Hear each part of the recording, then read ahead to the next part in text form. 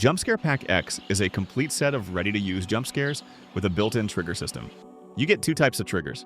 With this trigger, you activate a jump scare. And with this one, you prepare the selected jump scare. That is, you load the necessary assets asynchronously, enable or disable ticking, and so on.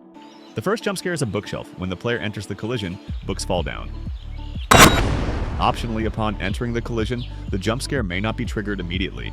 We can set a condition so that it triggers as soon as it is rendered.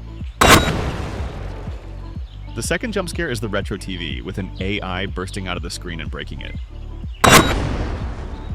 The third jump scare is displaying an image along with a sound.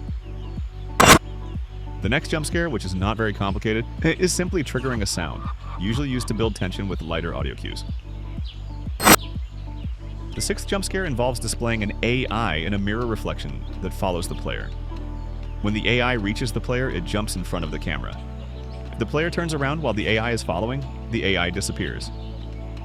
Each time the player looks back, it is counted, and when the counter reaches the set limit, the AI will also jump in front of the player's camera.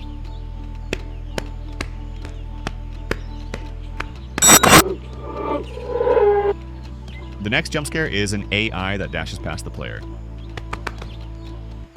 The eighth jump scare involves an AI sprinting toward the player.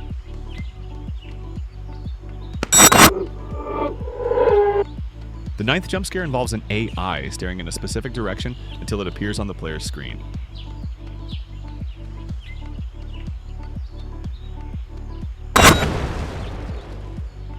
The final jump scare is simply attaching a character directly in front of the player's camera.